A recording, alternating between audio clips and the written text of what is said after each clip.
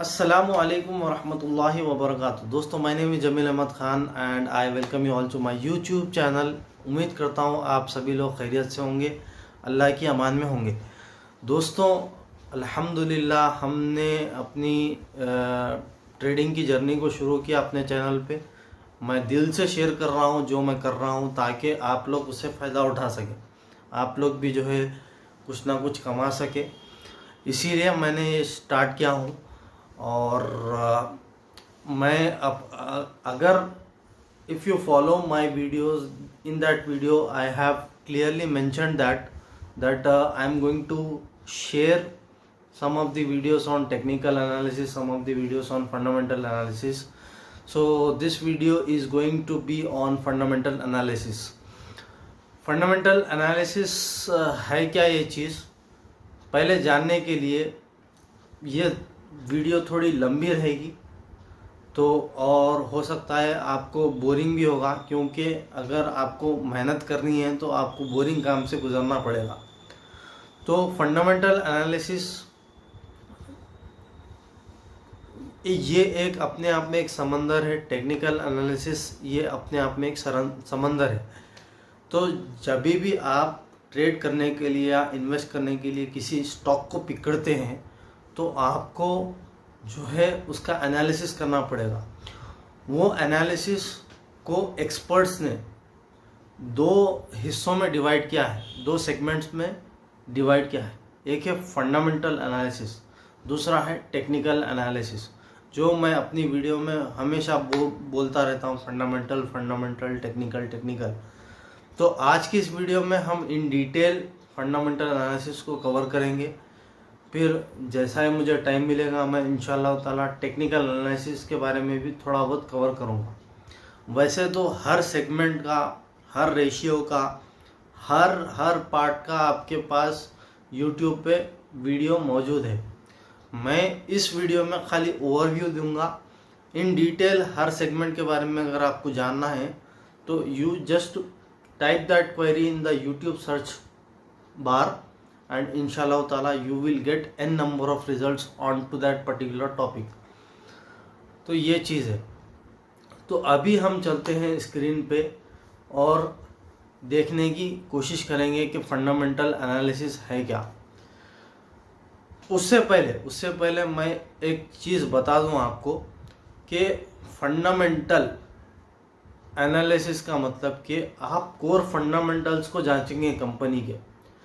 Company का जो stock होता है ना, जो लिस्टेड होता है मार्केट में, उसका कोर फंडामेंटल, यानी कि वो बिज़नेस क्या करती है, वो कितना कमाती है, कितना रेवेन्यू जनरेट करती है, कितना प्रॉफिट होता है, कितना लॉस होता है, कितना कंपनी कर्जे में है, कितना कंपनी इंटरेस्ट देती है, और कितना उसके ऊपर लोन है, कंपनी के पास क्या क्या एसेट्स है। ये सारी चीज़ें फंडामेंटल्स में आती है, इसीलिए हम लोग फंडामेंटल एनालिसिस कहते हैं। और ये दो सेगमेंटों पे, फंडामेंटल एनालिसिस पे भी, टेक्निकल एनालिसिस पे भी इतने मोटे मोटे बुका हैं। तो ये अपने आप में एक समंदर है, लेकिन I will try to simplify the things in this video so that you can learn the things very quickly. और अगर आपको मेरा एक्सप्लेनेशन थोड़ा समझ में नहीं आ रहा, क्योंकि मैं ओवरव्यू दूंगा, मैं इन डिटेल नहीं समझाऊंगा, ओवरव्यू दूंगा, क्योंकि ऑलरेडी इसके ऊपर ढेर सारे वीडियोस मौजूद है और मैं अगर डिटेल में समझाऊंगा तो उसका कुछ फ़ायदा नहीं होगा। इसीलिए मैं ओवरव्यू दूंगा ये सारे वीडियो में, ताकि आपको आइडिया लगे। तो चलिए हम अपनी स्क्रीन की तरफ जाते हैं और सीखने की कोशिश करेंगे। तो दोस्तों, जैसा कि अभी मैंने कहा अपनी वीडियो में कि फंडामेंटल्स नाम से ही आपको पता चल रहा है कि कंपनी का बुनियाद। अब कंपनी का बुनियाद, जब भी आप बिज़नेस करोगे तो उसकी बुनियाद क्या रहती कि बिज़नेस है क्या चीज़, किस चीज़ का बिज़नेस है। कपड़ों का बिज़नेस है, सीमेंट का बिज़नेस है, लोहे का बिज़नेस है, स्क्रैप का बिज़नेस है, या कोई सर्विस प्रोवाइडर कंपनी है, जो सर्विसेज देती या कुछ प्रोडक्ट बनाती, जैसा कि एशियन पेंट्स हो गया या जैसा कि हिंदुस्तान यूनिलीवर हो गया। तो ये सारी चीज़ें फंडामेंटल्स में आती। कंपनी करती क्या है, कंपनी कितना रेवेन्यू जनरेट करती, ईयर ऑन उसका रेवेन्यू क्या है, प्रॉफिट क्या है, लॉस हुआ तो लॉस क्या है, कंपनी को कितना कर्जा है, कंपनी किस किस से पैसे ली, कंपनी कितना इंटरेस्ट मार्जिन पे अपने इंटरेस्ट को पे करती, या कंपनी को कितना पैसा आना है दूसरे पार्टी से, और कंपनी प्रॉफिट में चल रही या लॉस में चल रही, कंपनी की हिस्ट्री क्या है, कंपनी की फ्यूचर के गोल्स क्या है, कंपनी में कुछ स्कैम हुआ या घोटाला हुआ, कंपनी को कौन चला रहे, बोर्ड ऑफ डायरेक्टर्स में कौन है, ये सारी चीज़ें आपको फंडामेंटल एनालिसिस में आती है। और जितना अच्छा फंडामेंटल एनालिसिस रहेगा उतना आपका कन्विक्शन बढ़ जाता वो स्टॉक में ट्रेड करने के लिए। तो मैं फंडामेंटली स्ट्रॉन्ग कंपनीज ही रिकमेंड करूँगा आपको ट्रेड करने के लिए।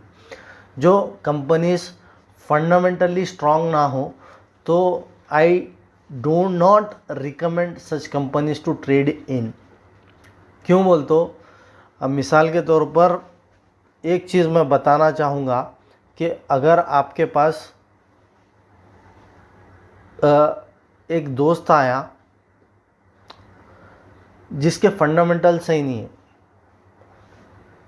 वो दोस्त आपको पता है कि वो दोस्त अगर पैसे लिया तो ये बंदा वापस नहीं करेगा या फिर आएगा, या बंदा झूठ बोलता है, या बंदा कमिटेड नहीं है, बंदा जो है एक बात बोलता दूसरी करता, तो क्या आप उसके साथ बिजनेस करोगे?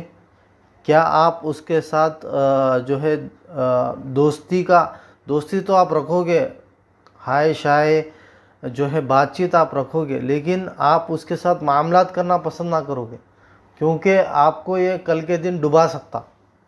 इसी तरह स्टॉक का भी सेम कॉन्सेप्ट यहाँ पर भी अप्लाई होता है कि if your stock is not fundamentally strong, then the conviction with which you are going to trade will be very less. If the conviction is less, there is a strong possibility that it will give you the loss. तो बेहतर है हम fundamentally strong company को choose करना कभी भी trade करने के लिए।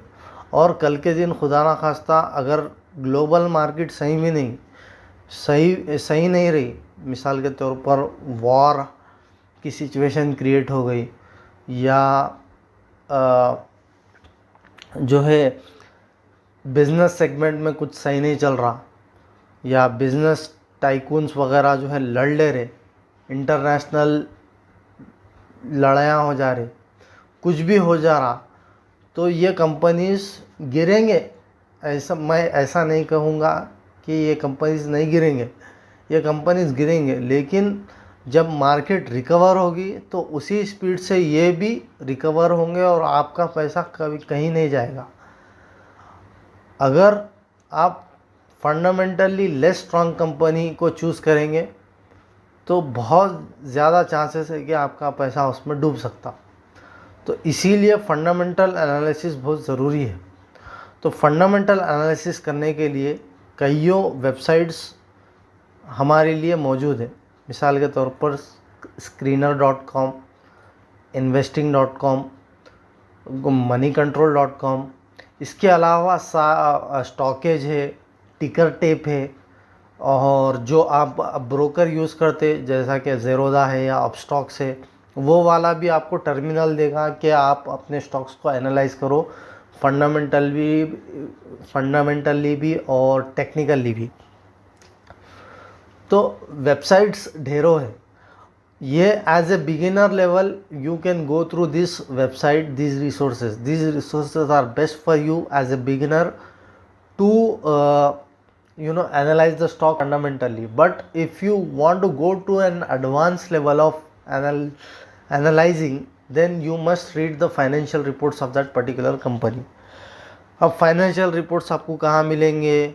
आपको जो है कंपनी की वेबसाइट्स पे मिलेंगे। मिसाल के तौर पर अब एक कंपनी ले लेंगे वेदांता। वेदांता ये बेहतरीन कंपनी है, ये भी बहुत बेहतरीन कंपनी है।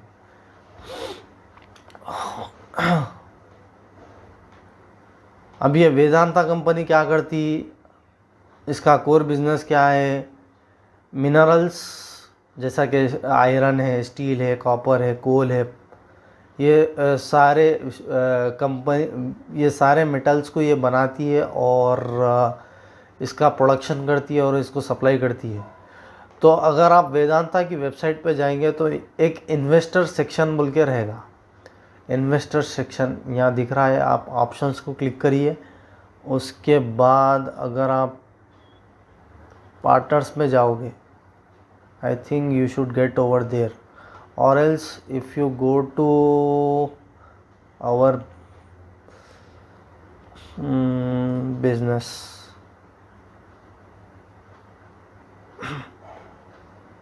कहीं ना कहीं वो फाइनेंशियल रिपोर्ट आपको रहेगी। ये तो बिजनेस के बारे में यहाँ ओवरव्यू है, आपको ढूंढना पड़ेगा। तो पार्टनर्स में जाएंगे, पार्टनर्स में या इन्वेस्टर का एक सेक्शन होता है, उसमें रहेगी आपको फाइनेंशियल रिपोर्ट। यहाँ देखिए इन्वेस्टर रिलेशंस, गॉट इट। सी, अगर आप मेरा कर्सर देख रहे हैं तो आपको यहाँ पर फाइनेंशियल रिपोर्ट मिल जाएगी, results and reports. Her company quarterly basis पे, हाफ ईयरली बेसिस पे और एनुअल बेसिस पे रिज़ल्ट्स को शेयर करती है। रिज़ल्ट में प्रोडक्शन, अर्निंग्स, इसका प्रेजेंटेशन भी होता है, कंसोलिडेटेड फाइनेंशियल्स भी होते हैं और स्टैंड अलोन फाइनेंशियल्स भी होते हैं।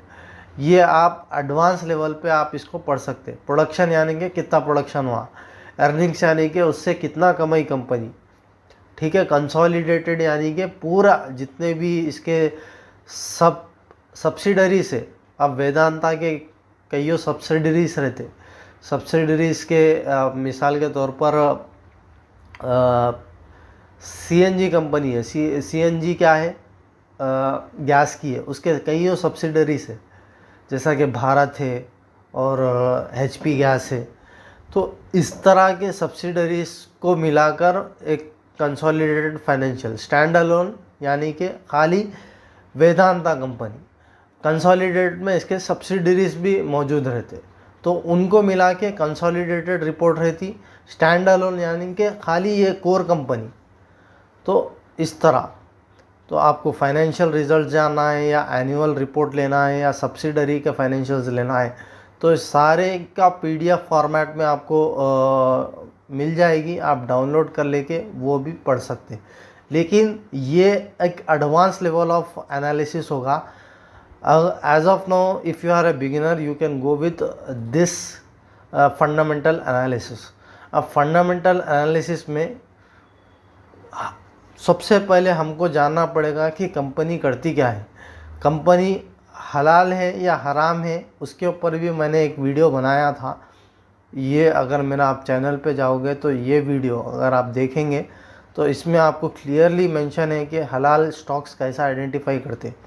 उसमें अब मैं इसमें ये नहीं बोलूँगा कि ये हलाल स्टॉक्स को कैसा आइडेंटिफाई करेंगे। एक हलाल कंपनी अपन पकड़ेंगे, कौन सी कंपनी हो, लेट्स टेक, चलिए हम पकड़ते हैं भारत इलेक्ट्रॉनिक्स ओनली, क्योंकि इस पे मैंने ट्रेड भी ली थी, अल्हम्दुलिल्लाह प्रॉफिट भी आया। तो भारत इलेक्ट्रॉनिक्स ही पकड़ेंगे हम, ठीक है। ये है भारत इलेक्ट्रॉनिक्स की कंपनी। Screener.com ये वेबसाइट है। वैसे तो कईयों वेबसाइट आए, लेकिन Screener.com, मनी कंट्रोल भी अच्छी है, स्टॉकेज भी अच्छे हैं, कौन सी भी आप ले लो वो अच्छी है। मैं ज़्यादातर स्क्रीनर और स्टॉकेज प्रेफर करता हूँ, क्योंकि इसमें चैटिंग पैटर्न आपको अच्छा रहेगा, चैट्स रहेंगे और आपको ईयर ऑन ईयर आपको आइडिया मिल जाएगा। तो सबसे पहले आपको जानना होगा कंपनी करती क्या है। देखिए कंपनी करती क्या है वो मालूम करने के लिए आप अबाउट की एक लाइन पढ़ लो। स्क्रीनर में अच्छा डेमोन्स्ट्रेट करके बताया गया, एक लाइन में वो बता देगा कि कंपनी का एक्चुअल बिजनेस क्या है। कंपनी क्या करती है? Incorporated in 1954, Bharat Electronics Limited manufactures and supplies electronic equipment and systems to the defence sector. Defence sector क्या है हमारी?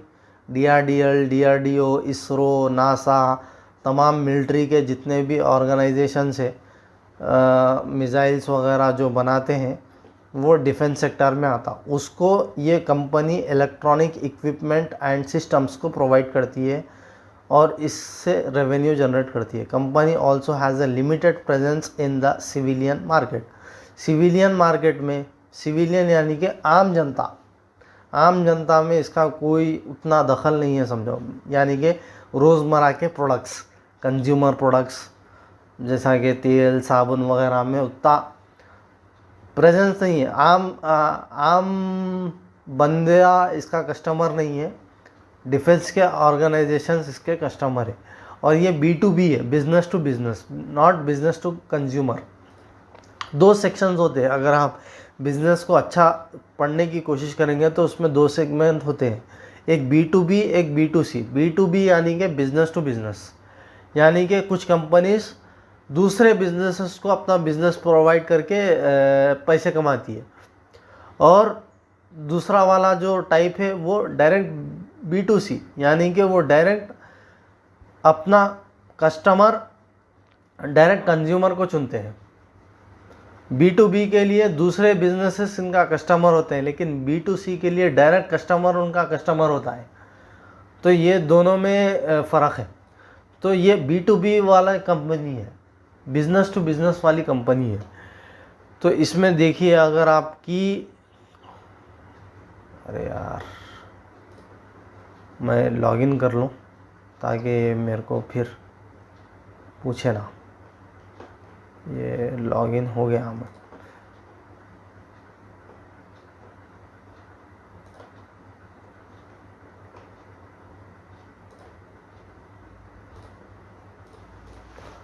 भारत इलेक्ट्रॉनिक्स,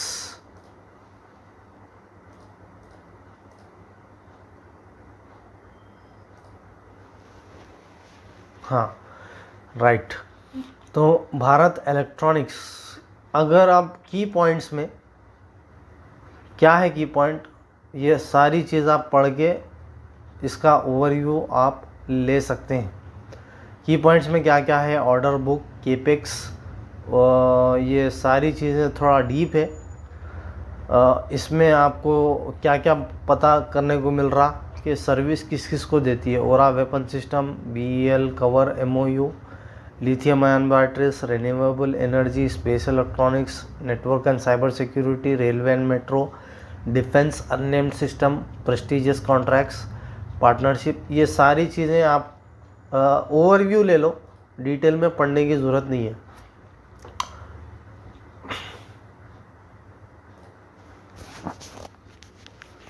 दोस्तों अब आते हैं इसके और डीप में थोड़ा जानने की कोशिश करेंगे। फर्स्ट हमारा सेक्शन है वो है मार्केट कैपिटलाइजेशन।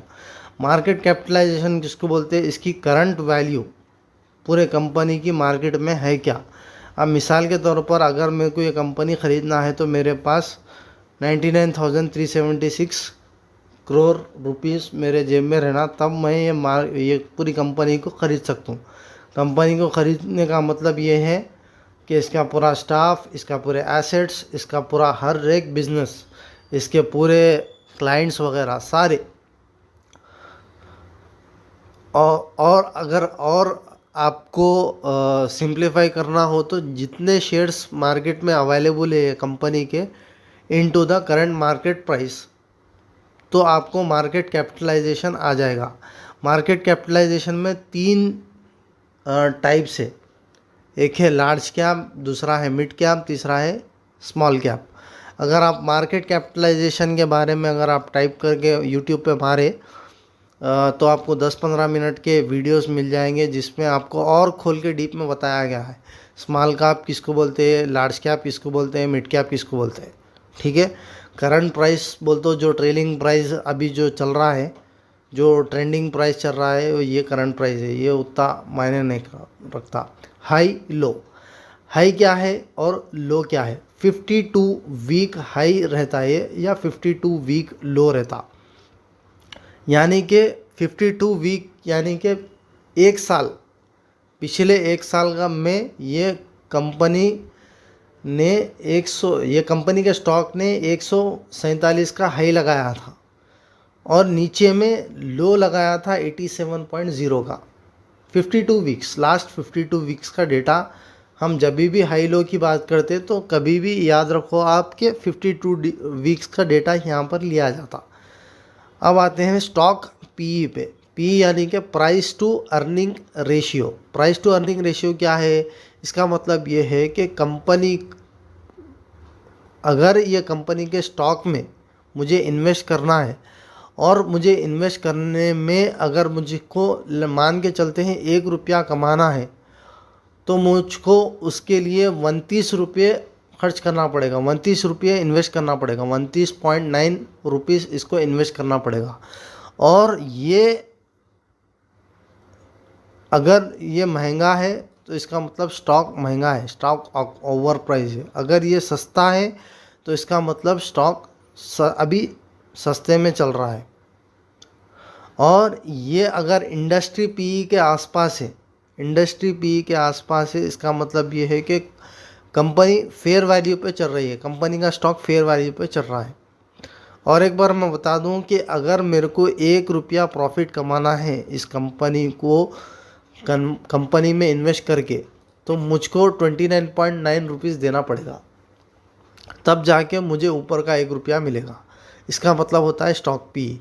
स्टॉक पी कभी भी, प्राइस टू अर्निंग रेशियो कभी भी आपको इंडिविजुअली आप कैलकुलेट नहीं कर सकते। आपको पीयर्स यानी कि जितने भी कॉम्पिटिटर्स कंपनी के साथ है उसके साथ, और इंडस्ट्री का पी होता है उसके साथ कंपेयर करते हुए आपको करना पड़ेगा।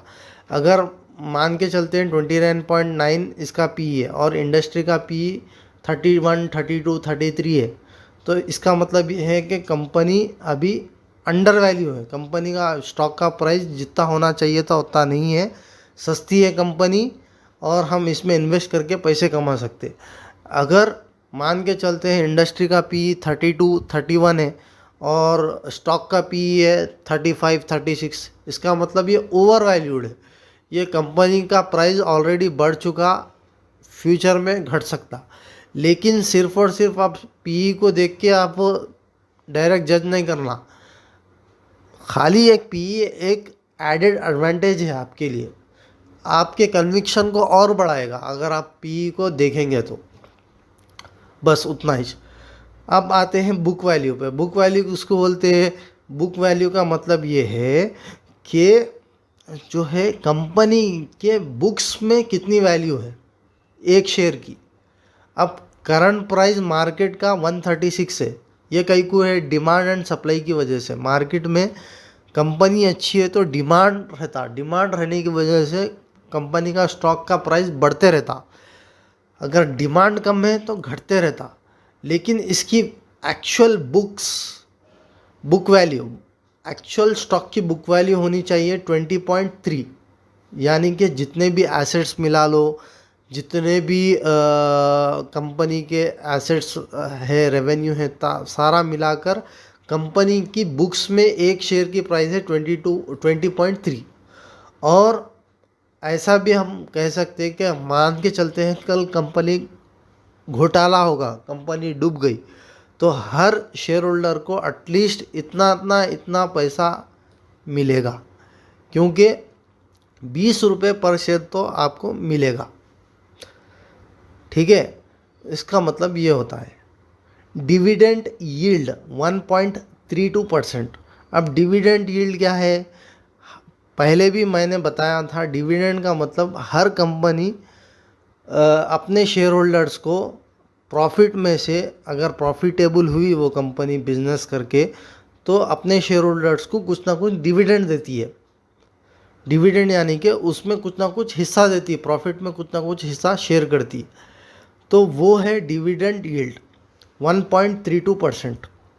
ठीक है, ये सिर्फ मैं ओवरव्यू बता रहा हूँ। अगर आपको डिटेल में जानना है तो हर सेगमेंट पे, हर टॉपिक पे आपको डिटेल वीडियो ऑलरेडी यूट्यूब पे मौजूद है। व्हाट इज़ मार्केट कैप मार दीजिए, आपको डिटेल में मिल जाएगा। डिविडेंड यील्ड, इसका एक प्रॉपर कैलकुलेशन होता है, वो हिसाब से आपको डिविडेंड मिलेगा। मिसाल के तौर पर अगर कंपनी बोली 20 रुपया पर शेयर, 20 रुपया पर शेयर हम ये क्वार्टर का डिविडेंड हम हमारे शेयर होल्डर को रिलीज़ करेंगे, बोल तो वो 20 रुपया पर शेयर का कुछ कैलकुलेशन रहता है, उस हिसाब से शेयर होल्डर को अपने बैंक अकाउंट में पैसा मिलेगा। तो ये है डिविडेंड यील्ड 1.32% की। ROCE किसको बोलते हैं? Return on capital employed. Capital employed जैसा कि आप नाम से ही पहचान सकते, कैपिटल एम्प्लॉयड जितने भी शेयर होल्डर्स मिला के, इन्वेस्टर्स मिला के, प्रमोटर्स मिला के, जितना भी कंपनी को पैसा डाले उस पे उनको कितना रिटर्न आ रहा, ठीक है, वो हुआ रिटर्न ऑन कैपिटल एम्प्लॉयड। यहाँ पर इस कंपनी में 29.9% आ रहा। अब मिसाल के तौर पर मान के चलते हैं कि मैं कंपनी का ये ओनर हूँ और मैंने 100 रुपये कंपनी को लगाए, जिसमें से 51 रुपये मेरे हैं और जो है 49 रुपीज़ मेरे दोस्त के हैं। ठीक है, तो 1 साल के बाद मुझको मेरे 100 रुपये पे 29 रुपीज़ मेरे को मिले। इसका मतलब होता है रिटर्न ऑन कैपिटल एम्प्लॉयड। और रिटर्न ऑन इक्विटी किसको बोलते हैं? मेरा बिजनेस है, मेरी कंपनी है ना भाई, तो मैं 51 रुपीज़ लगाया, मेरा दोस्त जो है उसकी कंपनी नहीं है, वो खाली शेयर होल्डर है, तो उसको मैंने 49 रुपीज़ की इक्विटी दिया, तो उसके ऊपर उसको रिटर्न कितना मिला? 22 रुपीज़ मिला।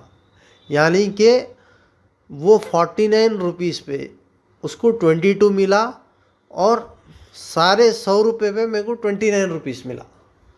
ये होता है रिटर्न ऑन इक्विटी और रिटर्न ऑन कैपिटल एम्प्लॉयड के बारे में डिफरेंस।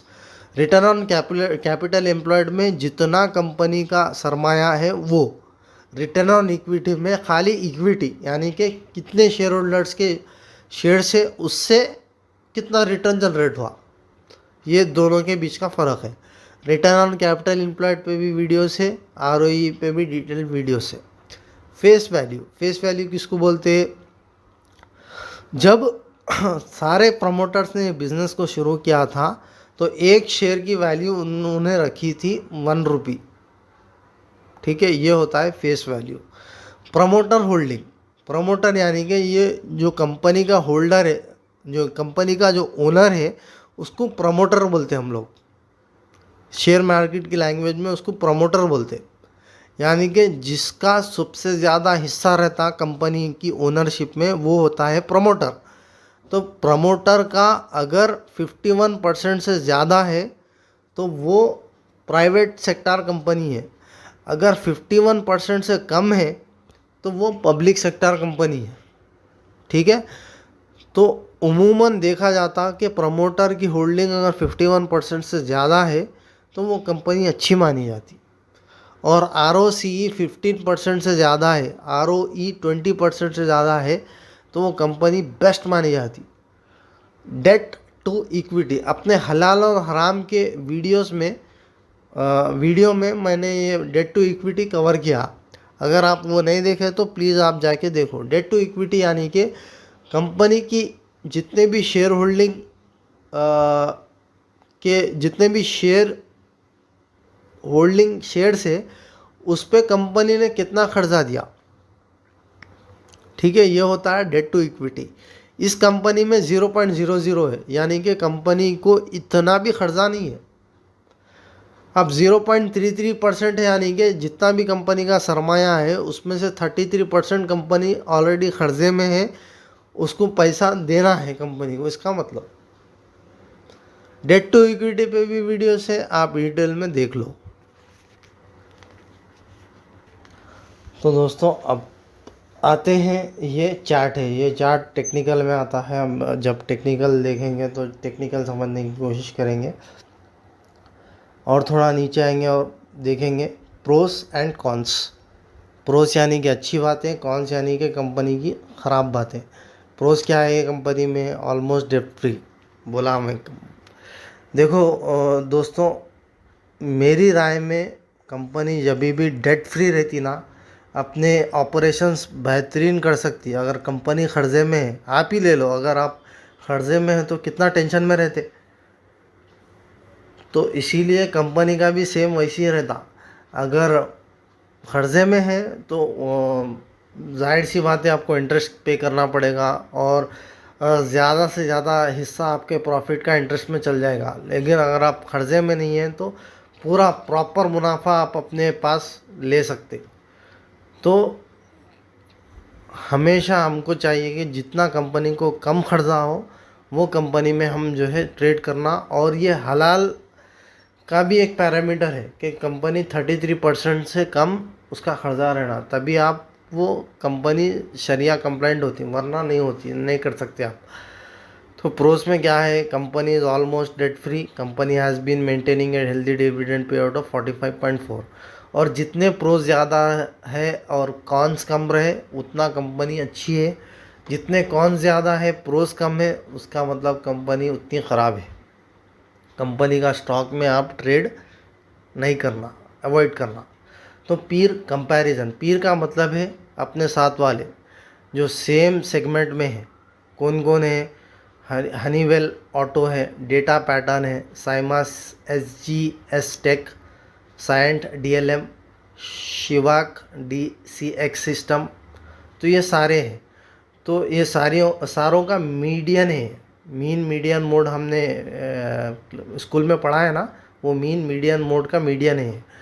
तो हम अपने जितना भी कंपनी का फंडामेंटल है उसको पीर से भी कंपेयर करना। अगर मैं PE को कंपेयर करूं, देखिए आप PE को कंपेयर करूं तो सबसे सस्ता है 29.91, यानी कि सस्ता है। बाकी 74, 72, 67, 157, 40, 30 पे स्टैंड कर रहे, और हमारा भारत इलेक्ट्रॉनिक्स 29 पे है। ठीक है। करंट मार्केट प्राइस 135, इसका 37,150 रुपीज़। ओ माई गॉड।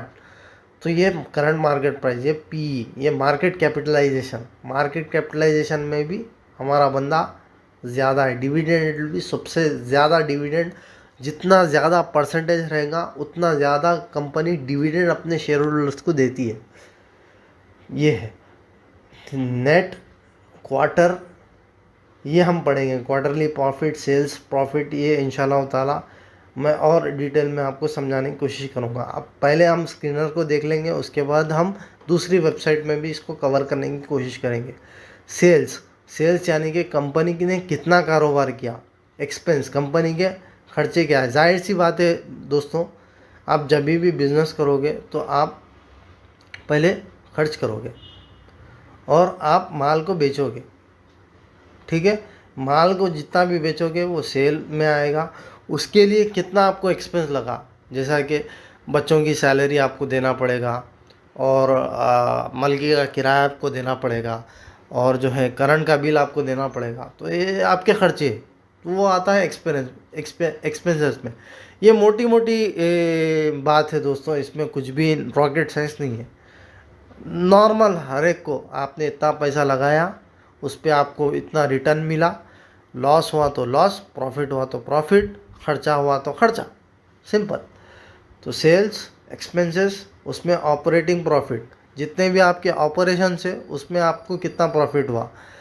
OPM परसेंटेज, इसका परसेंटेज क्या है, ऑपरेटिंग प्रॉफिट मार्जिन का परसेंटेज क्या है। अदर इनकम यानी कि आपके आपको शायद इनकम मिली होगी अदर रिसोर्सेज से। मिसाल के तौर पर कंपनी का कुछ लैंड होगा और वो लैंड जो है किराए पे दे दिए, तो उससे भी इनकम आ रहा कंपनी को। तो ये सारी चीज़ें, और मिसाल के तौर पर कंपनी ने दूसरों को लोन दिया, कंपनी ने ये कंपनी भारत इलेक्ट्रॉनिक्स ने किसी और कंपनी को लोन दिया और वहाँ से इंटरेस्ट कमा रही हो, ये भी अदर इनकम में आता। ठीक है। डेप्रिसिएशन, डेप्रिसिएशन यानी कि मिसाल के तौर पर अब आप एक फ़ोन लिए 10,000 का, मान के चलते हैं आप गैलेक्सी, सैमसंग गैलेक्सी M14 अब करंट प्राइस चल रहा है, मान के चलते हैं 10,000 का लिया, 2023 में लिए। अब 2024 में आपको बेचना है वो फ़ोन, तो आप सेम 10,000 के प्राइस में नहीं बेच सकते।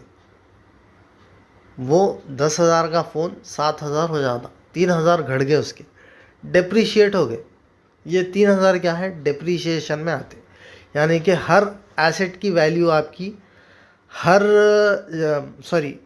हर चीज़ की वैल्यू आपकी डेप्रीशिएट होते रहती है। आप जो प्राइस में आप लिए, आगे जाके वो प्राइस में आप नहीं बेच सकते, क्योंकि उससे एडवांस टेक्नोलॉजी की मोबाइल आपको उसी प्राइस में मिल जाएगी। तो आप कस्टमर आपकन से कैसा लेगा, इसीलिए वो उसकी वैल्यू घटते रही हर टाइम टू टाइम। आप कार ले लो, मोबाइल ले लो, कुछ भी ले लो। तो इसी तरह कंपनी के जितने भी एसेट्स है, एसेट्स यानी कि मशीनरी वगैरह है, वो भी डेप्रीशिएट होते रहती है, तो वो सारा डेप्रीशिएशन में आता। ठीक है। तो कंपनी एक डिफ़ॉल्ट वैल्यू सेट करती है और उसके हिसाब से जज करती है कि कितना डिप्रिशिएशन ईयरली हो रहा है। ठीक है। Profit before tax, profit before tax यानी कि हर कंपनी को, गवर्नमेंट को टैक्स पे करना होता है। तो टैक्स पे करने से पहले कितना प्रॉफिट हुआ, ठीक है, टैक्स, नेट प्रॉफिट, टैक्स पे करने के बाद कितना प्रॉफिट हुआ, वो नेट प्रॉफिट में आता। अब नेट प्रॉफिट में profit after tax, profit from associates, associates यानी कि कंपनी के और भी सब्सिडरीज है, वहाँ से कितना प्रॉफिट आया, reported net profit, minority share, profit for EPS, profit for P EPS, ये सारी चीज़ें प्रॉफिट। अब प्रॉफिट एंड लॉस का अलग सेक्शन रहता, अब बैलेंस शीट का अलग सेक्शन रहता, प्रॉफिट एंड लॉस का अलग सेक्शन रहता। ठीक है। ये हुई बैलेंस शीट, ये हुई profit and loss. Profit and loss अभी हमने कवर किया। अब बैलेंस शीट, बैलेंस शीट में शेयर कैपिटल, शेयर कैपिटल यानी कि तमाम शेयर्स का कैपिटल कितना है। ठीक है। रिजर्व्स यानी कि कंपनी के पास खाली पैसा कितना पड़ा हुआ है। अब मिसाल के तौर पर कल के दिन पैंडमिक होगा तो कंपनी बंद हो जाती, लॉकडाउन लगा, कंपनी बंद हो जाती, तो उस समय पे कंपनी को अपने एम्प्लॉयज़ को सैलरी देना पड़ता, और जो भी अपनी मशीनरी वगैरह है उसको उसकी सर्विसिंग के लिए उसको पैसा लगता। तो हर कंपनी कुछ ना कुछ रिज़र्व अपने पास रखती। ठीक है। बारोइंग्स, बारोइंग्स यानी कंपनी किससे पैसा ली, यानी कि लोन्स वगैरह। लायबिलिटीज़ यानी कि जो कंपनी के पास एसेट्स है जिसकी वैल्यू घटते रहती टाइम ऑन टाइम, वो सारी चीज़ें लायबिलिटीज़ में आती। Total liabilities, total fixed assets, CWIP, investment, total liabilities, सारी लायबिलिटीज़। फिक्स्ड एसेट्स यानी कि अब थोड़े फिक्स्ड एसेट्स रहते हैं, यानी कि ज़मीन वो हटा नहीं सकते आप, यानी कि मशीनरी, बड़ी वाली मशीनरी, प्लांट हटा नहीं सकते, ये सारे फिक्स्ड एसेट में आते।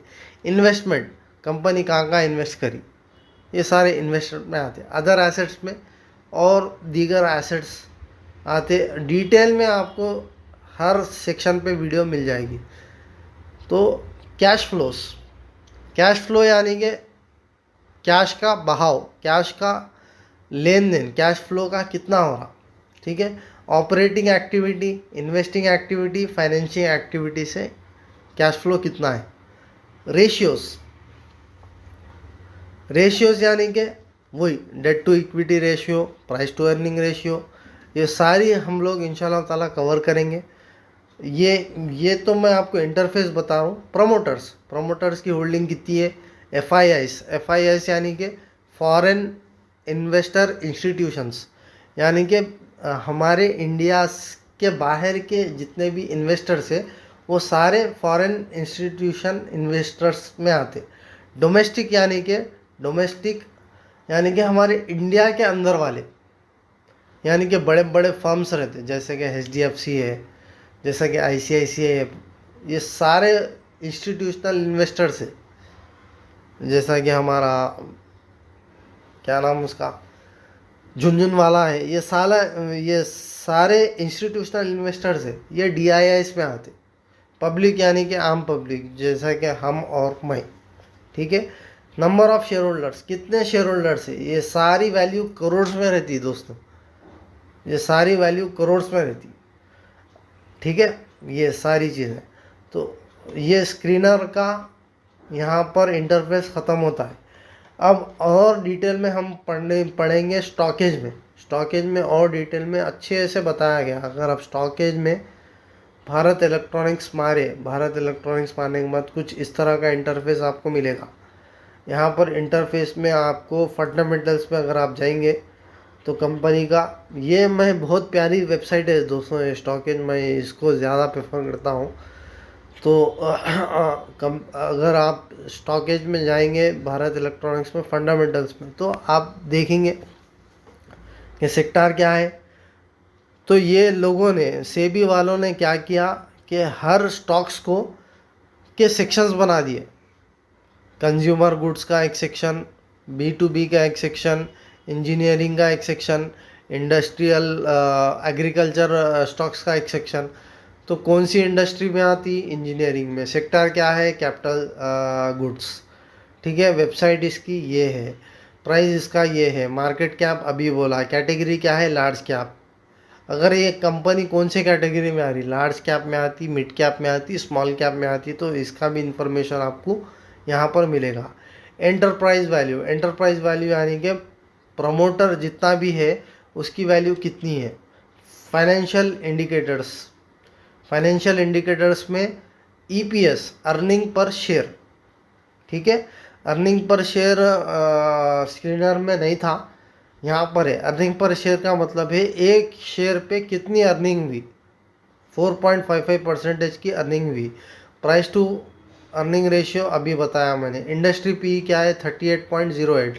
अभी मैंने बताया था कि अपनी PE को, स्टॉक की PE को इंडस्ट्री के PE से कंपेयर करना होगा, तभी आपको कंपनी अंडर वैल्यू है या ओवर वैल्यू है पता चलेगा। इस मामले में कंपनी अंडर वैल्यू है क्योंकि इंडस्ट्री PE से ये PE कम है। बुक वैल्यू पर शेयर 20.27। अभी मैंने बताया बुक वैल्यू क्या होती है। प्राइस टू बुक वैल्यू, जैसा कि price to earning PE ratio होता है, उसी तरह प्राइस टू बुक वैल्यू भी होता है। कंपनी की बुक वैल्यू का वैल्यू हासिल करने के वास्ते आपको 6.70 रुपीज़ जो है डालना पड़ेगा। डिविडेंड यील्ड अभी बताया है, जितनी ज़्यादा डिविडेंड रहेंगी उतना हमको फ़ायदा होगा। फेस वैल्यू अभी बताया। नंबर ऑफ शेयर्स सब्सक्राइब्ड, कितने मार्केट में शेयर्स अवेलेबल है, इतने units, tens, hundreds, 1000, 10,000, lakhs, 10 lakh, crore, 10 crore, 100 crore, यानी कि 730 करोड़ के शेयर्स मार्केट में अवेलेबल है। अब आते हैं रिजल्ट्स में अभी बताया क्वार्टरली, हाफ ईयरली, एनुअली, दोनों के बीच में क्या है डिफरेंस।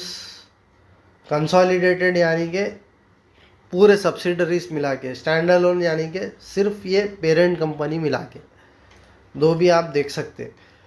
नेट सेल्स कितने का सेल हुआ, एक्सपेंडिचर कितने का खर्चा हुआ। एबिटा यानी कि earnings before interest, tax, depreciation and amortisation. EBITDA यानी कि जितना भी मिसाल के तौर पर मैं एक बिज़नेस चला रहा हूँ मेडिकल का, मान के चलते हैं मेडिकल के बिज़नेस में मुझे फर्स्ट क्या होना, मलगी होना, माल स्टॉक करना। तो मैं 1 महीना चलाऊंगा उसको, कस्टमर आएगा मेरे पास, माल बेचूंगा। मिसाल के तौर पर 1 लाख का माल मैंने रखा मेरे मलगी में, उससे मैंने रेवेन्यू जनरेट किया 150 का, यानी कि 50,000 रुपये मेरा मुनाफा हुआ, तो ये हुआ एबिटा। अब 50,000 मुनाफा होने के बाद अब मेरे को लोन है, तो मैं इंटरेस्ट दिया 50,000 में से, वो हुआ प्रॉफिट आफ्टर इंटरेस्ट। टैक्स दिया गवर्नमेंट को, वो हुआ प्रॉफिट आफ्टर टैक्स। डेप्रीशिएट यानी कि अब मेडिकल में एक्सपायरी प्रोडक्ट्स भी होते हैं, उसमें थोड़ा नुकसान हुआ, वो हटा दिया, वो हुआ डेप्रीसिएशन एंड अमोर्टाइजेशन। ठीक है, तो ये सारी चीज़ें ऐसा आपको कैलकुलेट करना पड़ेगा। अगर आप एबिटा के ऊपर ढेरों वीडियो से आप डिटेल पे जान लीजिए। तो नेट सेल्स आपका ग्राफ अगर आप देखें तो ये बढ़ते रहना या एटलीस्ट जो प्रीवियस उसका कारोबार हुआ उसके आसपास रहना, ये तभी स्टेबिलिटी रहती कंपनी में। पहले साल बढ़ जा रहा, दूसरे साल कम है, मतलब कि कंपनी इंस्टेबल है, कंपनी में कुछ ना कुछ खराबा चल रहा, ऐसा आपको पहचानना। ग्राफ देखना, बार ग्राफ आप देख के कंपनी को पहचानना। तो नेट सेल्स आपका बढ़ते रहना। जाहिर सी बात है, जब आप मेडिकल चलाओगे तो आप चाहोगे कि अब ये महीने जनवरी में मेरा 50,000 का बिज़नेस हुआ, आप चाहोगे कि नेक्स्ट फरवरी में 50 से 60 का बिज़नेस होना। तो आप कुछ ना कुछ मेहनत करोगे, ट्विक करोगे, कस्टमर को लाओगे, क्या भी करोगे। फिर मार्च में 70 होना, यानी तो 70 नहीं तो नहीं 55 तो भी होना, क्योंकि एवरेज में आप अंदर बाहर है। यानी कि पहले जनवरी में 50 हुआ, फरवरी में 90 चलेगा, मार्च में 20 ही है, ऐसा नहीं रहना। ये बहुत बड़ा डिफरेंस आ रहा। तो जितना आपका एवरेज है, एवरेज के एतबार से अगर आप चल रहे तो कंपनी स्टेबल है मतलब। तो नेट सेल्स 2000 ये क्वार्टरली बेसिस पे 2022 से 9 यानी कि नवंबर टू नवंबर दिसंबर अक्टूबर नवंबर दिसंबर, ठीक है, ये दिसंबर का, ये मार्च का, ये जून का और ये परसों का। ठीक है, अब ये मामले में 3,900 करोड़, फिर 4,153, ज़्यादा डिफरेंस नहीं है, फिर 6,000, माशाल्लाह यहाँ पर अच्छा कारोबार हुआ, फिर 3,500, फिर 4,000। तो इससे स्टेबिलिटी मालूम होती। ठीक है, तो दोस्तों ये हो गया। अब आते हैं एक्सपेंडिचर पे। एक्सपेंडिचर यानी कि आपके खर्चे। सेल्स बढ़ना, खर्चे कम होना, अच्छे बिजनेस की निशानी वो है। तो अब यहाँ पर देखेंगे क्वार्टरली बेसिस पे, मेरा कर्सर आप फोकस करिए, आपको इंशाल्लाह ताला रहनुमाई मिलेगी। 3,093 करोड़ का खर्चा किया, उसके बाद 3,200, उसके बाद 4,600। यहाँ पर प्रॉफिट सेल्स भी बढ़ा यहाँ पर, इसलिए खर्चा भी ज़्यादा हुआ। ये हैंड इन हैंड रहता है दोस्तों। यहाँ पर खर्चा कम हुआ, प्रॉफिट ज़्यादा हुआ, और यहाँ पर खर्चा कम हुआ और प्रॉफिट ज़्यादा हुआ। इसीलिए ये बेहतरीन कंपनी है। इस तरह आपको जज करना होगा। ठीक है, ग्राफ आप देखो, आप ग्राफ देखें तो आपको पता चलेगा अच्छे बिजनेस की निशानी क्या होती। खर्चा कम रहना और सेल्स ज़्यादा होना। सेल्स ज़्यादा हुआ तो प्रॉफिट ज़्यादा होता। ठीक है, तो ये चीज़ है, ये आपको देखना होगा। उसके बाद net sales growth year on year, यानी कि ईयर ऑन ईयर पे कितनी ग्रोथ हो रही। 7.7% की यहाँ पर ग्रोथ, उसके बाद 12, ये बढ़ते रहना है। उसके बाद 12.49, उसके बाद 1.20। एनुअल बेसिस पे आप देखिए, क्योंकि ये क्वार्टरली बेसिस पे सीजनल रहता। कभी सीज़न में माल बिक जाता बहुत, कभी नहीं मिलता। अब ये कंपनी में क्या है, वार्स अगर हुए, अब रशिया यूक्रेन का वार हुआ था वो टाइम पे, हमारे 2023 से मार्च के टाइम पे, मार्च अप्रैल के टाइम पे, इसीलिए यहाँ पर माल बहुत ज़्यादा बिका, जिसकी वजह से ये कंपनी को 6,480 करोड़ का सेल हुआ, और प्रॉफिट भी ज़्यादा कमाई यहाँ पर कंपनी। ठीक है, तो इस तरह आपको जज करना पड़ेगा। उसके बाद एबिटा अभी बोला मैंने। उसके बाद एबिटा में अदर इनकम क्या है। एबिटा को अगर आप खोलेंगे तो एबिटा की growth percentage wise, year on year, EBITDA का margin, other income, depreciation, interest यानी कि आप कंपनी को कंपनी जो है अपने लेंडर्स को इंटरेस्ट देती है, ठीक है, ये कम होना, इसका ग्राफ कम रहना। पीबीटी यानी प्रॉफिट बिफोर टैक्स, टैक्स कितना दे रही कंपनी, और प्रोविज़न एंड कंटिजेंसीज यानी कि अब फॉर एग्ज़ाम्पल कंपनी को कुछ केस पड़ गया, कंपनी को केस लड़ने के लिए कुछ भी हो गया समझो कंपनी को, तो कंपनी को केस पड़ गया, केस पड़ने की वजह से कंपनी के हक़ में फ़ैसला नहीं आया, जज क्या बोला, सुप्रीम कोर्ट क्या बोला कि आपको इतनी पेनल्टी देना पड़ेगा, तो ये सारी चीज़ें प्रोविज़न एंड कंटिजेंसीज में आती है। या कुछ घोटाला होगा, घपला होगा, तो उसमें फ़ैसला हुआ, फ़ैसला होने के बाद ये मुआहदा हुआ, चलो भाई मामले को रफा दफा करके जो है इतने पैसे आप ले लो, कॉम्प्रोमाइज़ कर लो, इतने पैसे ले लेंगे, ये सारी चीज़ें प्रोविज़न एंड कंटिजेंसीज में आती है। तो ये सारी यहाँ ये कुछ भी नहीं रहना, अगर यहाँ पर कुछ भी पैसा रहा है यानी कि कुछ परसेंटेज वगैरह रहा, इसका मतलब कंपनी में कुछ गलत हुआ, जिसकी वजह से यहाँ पर यह वैल्यू दिख रही। प्रॉफिट आफ्टर टैक्स यानी कि टैक्स देने के बाद कितना प्रॉफिट हुआ, ये भी बढ़ते रहना। और नेट प्रॉफिट, हाथ में कितना पैसा आया कंपनी के, ये सारी चीज़ें। उसके बाद consolidated net profit, adjusted EPS, profit से आपका शेयर प्राइस को ईपीएस कैलकुलेट होता है, ठीक है, ईपीएस भी इसका बढ़ते रहना। अभी हमने थोड़ी देर पहले ओवरव्यू में देखा ईपीएस को, ठीक है, कंपनी का कितना प्रॉफिट है, प्रॉफिट से पर शेयर इसका वैल्यू यहाँ पर कैलकुलेट हुआ, ठीक है। डिटेल में हर एक की वीडियो आपको यूट्यूब पे मिल जाएगी। अब आते हैं रेशियोज़ पे। रिटर्न ऑन इक्विटी बताया मैंने, ये बढ़ते रहना। रिटर्न ऑन कैपिटल एम्प्लॉयड, इसका भी ग्राफ बढ़ते रहना, हमेशा याद रखिए ये चीज़। रिटर्न ऑन एसेट्स, जितने भी कंपनी के पास एसेट्स है उससे ये बढ़ते रहना। अब यहाँ पर रिटर्न रेशियो से इतने सारे सेक्शन है। एफिशिएंसी रेशियोज, एफिशिएंसी रेशियोज में क्या आते, वही एफिशिएंसी, कंपनी कितना एफिशिएंटली काम कर रही।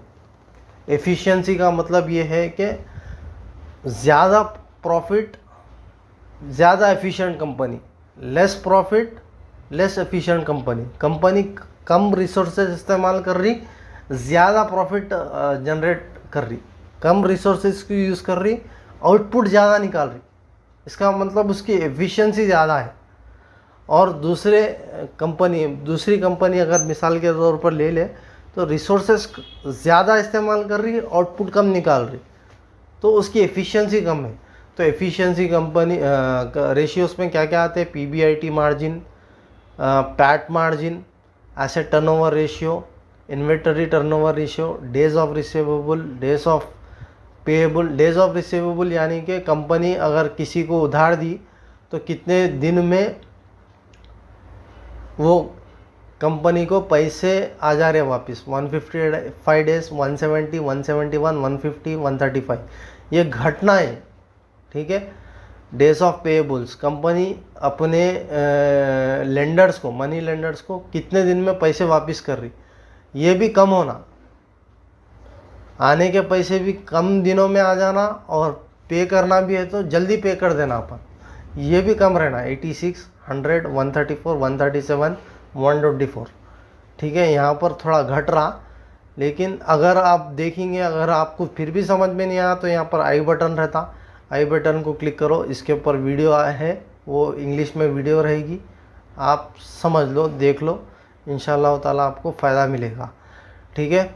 डेज ऑफ इन्वेंट्री यही है, dividend pay out ratio, effective tax rate, ठीक है, ये है। एफिशिएंसी के बाद अब आते हैं ग्रोथ रेशियोस।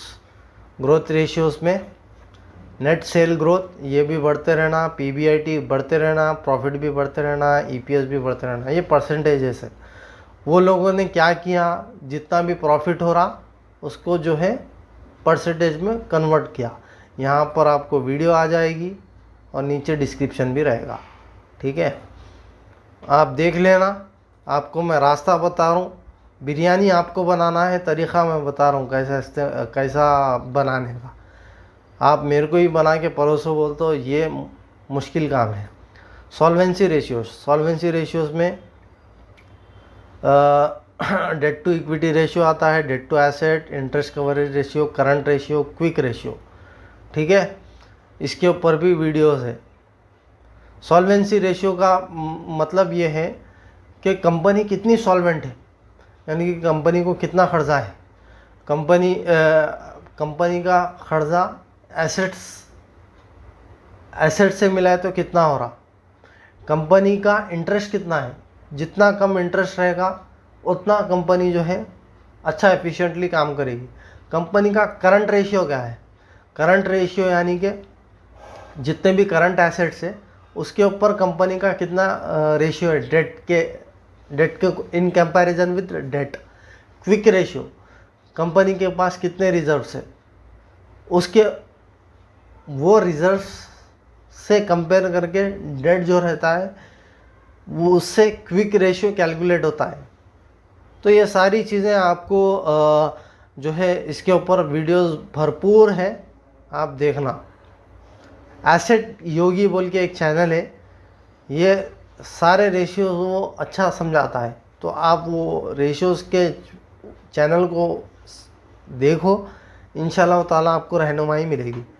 उसके बाद कैश फ्लो रेशियो, कैश का आना जाना कितना है ये बढ़ते रहना, ठीक है। फ्री कैश फ्लो यानी कि रिज़र्व से कैश फ्लो कितना है, सेल से कैश फ्लो कितना है, ठीक है। वैल्यूएशन रेशियो यानी कि प्राइस टू अर्निंग, अभी बात किया, price to book, price to cash flow, EV to EBIT, EV to EBITDA ratio, ठीक है। ये सारे रेशियोज़ को देखकर ये इसमें से थोड़े रेशियोज़ बढ़ते रहना, थोड़े रेशियोज़ कम होते रहना। जैसा कि लोन्स है, इंटरेस्ट है, उसके रेशियोज़ कम होते रहना, और प्रॉफिट है उसके रेशियोज़ बढ़ते रहना, खर्चा है उसके रेशियोज़ कम होना। सिंपल भाषा में आप बिज़नेस कैसा करते, बिज़नेस मैनेज कर रहे तो कैसा मैनेज करते, वो कॉन्सेप्ट को आप इसमें लाइए, इंशाल्लाह ताला आप एनालाइज कर लोगे कि बिज़नेस कैसा जा रहा, बिज़नेस के क्या रिस्क फैक्टर्स है और बिज़नेस आगे कहाँ तक जाएगा। वो हिसाब से हमको कन्विक्शन आएगा ये कंपनी में ट्रेड करने में। और आप जब देखोगे क्वार्टरली देखो, हाफ ईयरली देखो, एनुअली देखो, फिर कंसोलिडेटेड भी देखना, फिर स्टैंड अलोन भी देखना। तो जितने भी फाइनेंशियल एक्सपर्ट्स है और जितने भी बड़े बड़े इन्वेस्टिंग टाइकून्स है वो बताते हैं कि 300 घंटे कंपनी के फंडामेंटल्स पे वो फोकस करते, 300 घंटे एक एक कंपनी के फंडामेंटल्स पे फोकस करके उसके बाद पैसे लगाते हो, ठीक है। तो ये सारे चीज़ें फंडामेंटल में आते हैं। उसके बाद फाइनेंशियल में बैलेंस शीट आती है। बैलेंस शीट में क्या है, एसेट एंड लायबिलिटीज़ का ये चार्ट है, ये बढ़ते रहना, ठीक है। बैलेंस शीट अगर आप देखेंगे तो share holding funds, share capital कितना है ये बढ़ते रहना, रिजर्व्स कितने ये बढ़ते रहना, कंपनी के पास स्पेयर पैसा कैसा है, इसका मतलब। नॉन करंट करंट लायबिलिटीज़ में फ़र्क क्या है, नॉन करंट यानी कि अभी इसको हटा नहीं सकते, इसको जो है टाइम लगता। करंट लायबिलिटीज़ यानी कि अगर बेचना रहा तो बेच दे सकते करंट में, इक्विटी एंड लायबिलिटीज़ के कंपैरिजन में, ठीक है। ये सारों के वीडियोस आपको मिल जाएंगे। प्रॉफिट एंड लॉस अभी मैंने ये बताया, उसके बाद कैश फ्लो ये भी मैंने कवर कर लिया। अब आते हैं मेन चीज़ पे, शेयर होल्डिंग में 51% से ज़्यादा प्रमोटर का स्टेक रहना, वो कंपनी अच्छी है। 51% से ज़्यादा, अगर 51% से कम है तो अवॉइड करिए वैसी कंपनी को।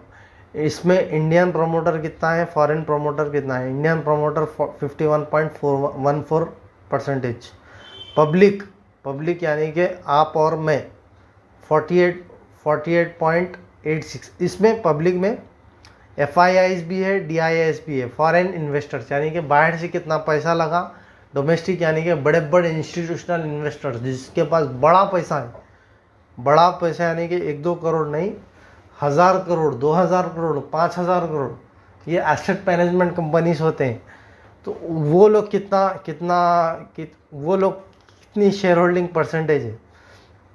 तो ये अच्छे रहना, जितना फॉरेन इंस्टीट्यूशनल इन्वेस्टर्स वो स्टॉक में इन्वेस्ट करके रखे, इसका मतलब वो स्टॉक उतना स्ट्रांग है। जितना डोमेस्टिक इंस्टीट्यूशनल इन्वेस्टर्स वो स्टॉक में इन्वेस्ट करके रखे, उसका मतलब वो स्टॉक उतना स्ट्रांग है। ठीक है। ये promoter holding pledge, promoter holding pledge का मतलब ये है कि जो है, अगर कोई प्रमोटर अपने शेयर्स को गिरवी रख रहा है, इसको प्लेज करना बोलते हैं।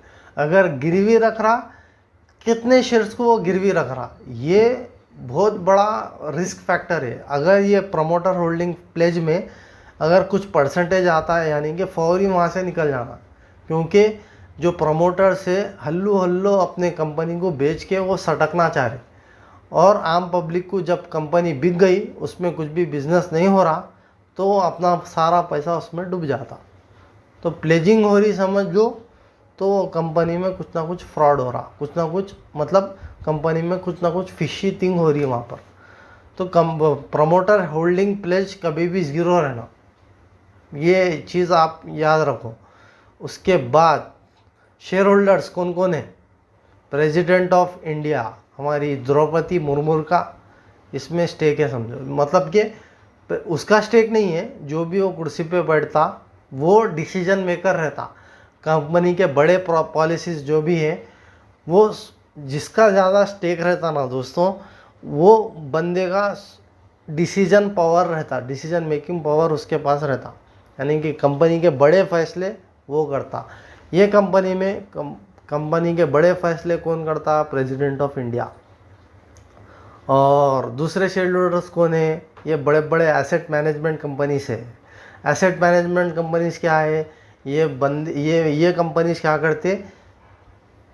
पैसा पूलिंग करते आम जनता से और दूसरे लोगों से, सेलिब्रिटीज़ वगैरह से पैसे पूलिंग करके एक बड़े पैसे का पूल क्रिएट करते हैं। वो पूल को जो है वेरियस स्टॉक्स में इन्वेस्ट करते हैं। ये लोगों को डोमेस्टिक इंस्टीट्यूशनल इन्वेस्टर्स भी बोलते, ये लोगों को एसेट मैनेजमेंट कंपनीज भी बोलते, जैसा कि म्यूचुअल फंड वाले हैं। ये लोग भी पैसा पूलिंग करते, उसके बाद वो पैसे को डिवाइड कर देते। ठीक है। Public non institution investor education product fund 67,000 के शेयर्स इसके हैं। ठीक है। बोर्ड ऑफ डायरेक्टर्स में कौन है? बोर्ड ऑफ डायरेक्टर्स में भानु प्रकाश श्रीवास्तव, मनोज जैन, दामोदर एस भट्ट। तो इन लोगों के लिंक्डइन प्रोफाइल्स चेक करना आप। लिंक्डइन प्रोफाइल चेक करके इन लोगों की क्या क्या ये लोगों ने किया, इन लोगों के प्रीवियस अचीवमेंट्स क्या है, क्या क्या अवार्ड मिला है इन लोगों को, इन लोगों का क्या झंडा गाड़ है ये सेक्टर में। तो अगर कोई स्कैम करने वाला है, घोटाला करने वाला है, प्रीवियस हिस्ट्री में कुछ ऐसा मिला उसका, तो वो कंपनी को वो बोर्ड ऑफ डायरेक्टर में है बोल तो कंपनी को अवॉइड करना। उसके लिए उनके लिंक्डइन प्रोफाइल चेक करना, उनके हर एक का लिंक्डइन प्रोफाइल रहता, वो चेक करना आप। ठीक है। ये सारी चीज़ें बोर्ड ऑफ डायरेक्टर्स में आते हैं। और कंपनी का फ्रॉड मालूम करना है तो गूगल पे जाके न्यूज़ में Bharat electronics scam, Bharat electronics fraud मारे, तो जो भी फ्रॉड से रिलेटेड अगर कंपनी करी तो उसके आर्टिकल्स आपको आएंगे, तो वो आप पढ़ लेना, आपको आइडिया मिल जाएगा हिस्ट्री में क्या हुआ था। ठीक है। और अगर आप ये कंपनी में इन्वेस्ट कर रहे तो इसमें गूगल में एक ऑप्शन रहता है कि जितने भी आर्टिकल्स वो चीज़ से रिलेटेड पब्लिश होते हैं, उसकी नोटिफिकेशन आपको आपके मोबाइल पे आ जाती, तो उसको सब्सक्राइब करके रखना आप। भारत इलेक्ट्रॉनिक्स में आप इन्वेस्ट कर रहे तो भारत इलेक्ट्रॉनिक्स के अब यहाँ पर मैं आपको बताऊँगा, ये है गूगल में गया, भारत इलेक्ट्रॉनिक्स मारा, उसके बाद यहाँ पर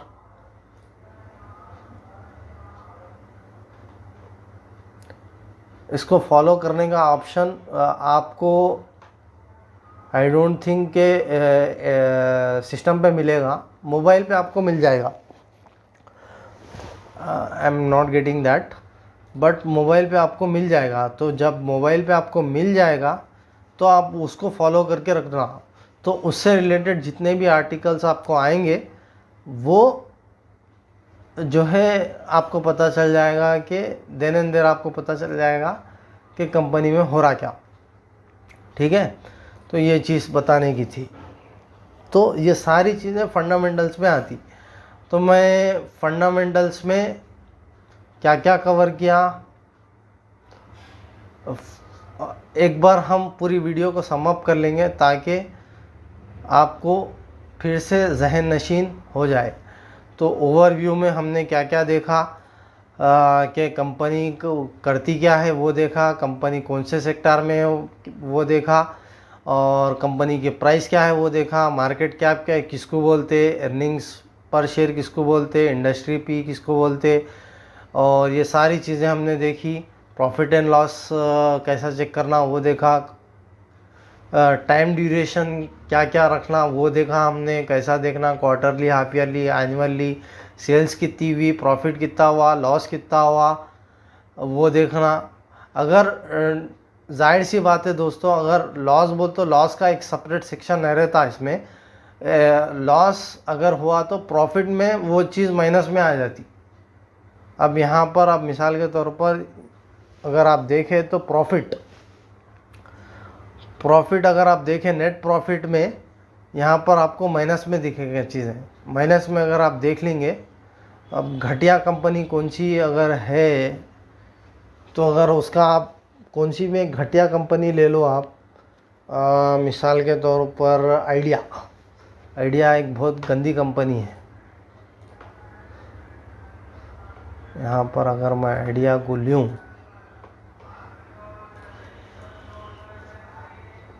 वोडाफोन आइडिया, ठीक है, इसके फंडामेंटल्स को लिया, रिजल्ट्स को लिया, देखिए माइनस में। ठीक है, तो ये माइनस में है। लॉस मतलब लॉस का सेपरेट सेक्शन नहीं रहेगा, लॉस माइनस में दिखाएगा आपको, प्रॉफिट के इसमें ही माइनस में दिखाएगा, दैट मीन्स वो लॉस में है। या आप ग्राफ को देख लो, ग्राफ नीचे की तरफ रहेगा। तो ठीक है, तो ये चीज़ हमने क्या क्या देखा, प्रॉफिट आफ्टर टैक्स देखा, उसके बाद रेशियोज़ में इतने सारे रेशियोज़ हमने देखे। डेट टू इक्विटी 33% से कम रहना, ROCE 20% से ज़्यादा रहना, ROE 15% से ज़्यादा रहना, और कंपनी के बंदे जो चलाने वाले बेस्ट रहना। बिकॉज शिप का जो कप्तान है अगर सही रहा तो कश्ती अच्छा चलती, अगर कप्तान बेकार रहा तो कश्ती डूब जाती। तो वो चीज़ हमने सीखी। वो कैसा चेक करना है, उनके लिंक्डइन प्रोफाइल्स, अगर आप लिंक्डइन पे जाएंगे या वो बंदों के बारे में, अगर मिसाल के तौर पर आप वोडाफोन आइडिया का बोर्ड ऑफ डायरेक्टर कौन है, शेयर होल्डिंग में जाओ, बोर्ड ऑफ डायरेक्टर में जाओ, अंजनी अग्रवाल यहाँ मार दो, अंजनी अग्रवाल अगर आप मारेंगे तो वोडाफोन आइडिया, साथ में कंपनी का नाम भी मार दो। ठीक है,